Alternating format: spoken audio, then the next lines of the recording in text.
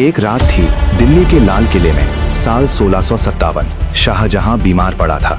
4 बेटे, दारा, शुजा, औरंगजेब, मुराद, सबके दिल में एक ही ख्वाहिश थी, तख्त। लेकिन सबसे छुपा, सबसे तेज दिमाग वाला था औरंगजेब। वो जो दिन भर नमाज पढ़ता था, रात भर युद्ध की तैयारी करता था। वो कहता था, मैं सिर्फ अल्लाह के लिए जीता हूँ, लेकिन उसके हाथों खून की नदियां बहीं। दारा शुकोह, सबसे बड़ा भाई, सूफी, लिबरल, प्यार करता था सब धर्म से।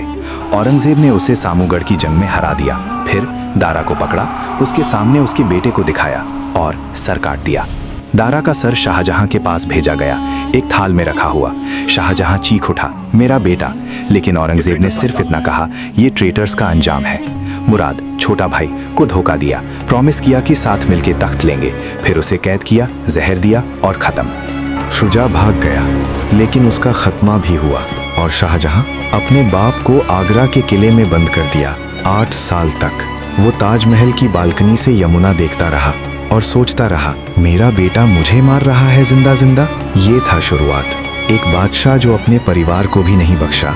फिर आया अंधेरा, धर्म का नाम पे खून। औरंगजेब ने तख्त पाया तो उसने फैसला किया, ये मुल्क सिर्फ इस्लाम का होगा। जिजिया टैक्स वापस लाया। हर हिंदू को नॉन मुस्लिम होने की सजा देनी पड़ती थी। म्यूजिक बंद, डांस बंद, नाच गाना कोर्ट से निकाल दिया।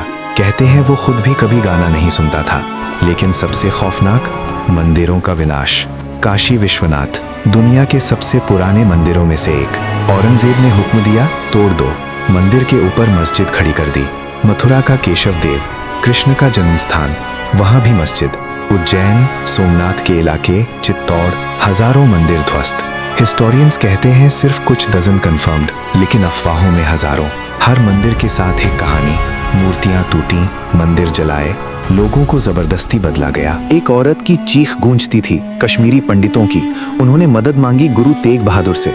गुरु ने कहा, मैं जाऊंगा। औरंगजेब ने सुन लिया। 1675 में गुरु तेग बहादुर को दिल्ली लाया। उन्होंने इस्लाम कबूल नहीं किया तो सर काट दिया। 3 साथियों को भी, एक को गरम तवे पे रख के जलाया, दूसरे को काट दिया। गुरु की चीख आज भी सिख दिल में गूंजती है। फिर संभाजी, शिवाजी का बेटा, पकड़ा गया। टॉर्चर इतना भयानक, नाक, कान, जीभ काट दी, फिर जिंदा जलाया। कहते हैं वो चिल्लाया नहीं, सिर्फ शिवाजी का नाम लिया। अंदर का राज, खुद का खौफ। औरंगजेब खुद दरवाजा बंद करके रहता था। रात भर जागता, कुरान पढ़ता। कहते हैं उसके सपने में भाइयों के चेहरे आते थे। उसने अपने बेटे को भी कैद किया, सस्पेशन पे।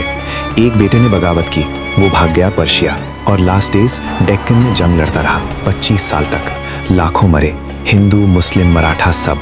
एम्पायर बड़ा हुआ लेकिन टूटने लगा। पैसे खत्म, लोग थक गए।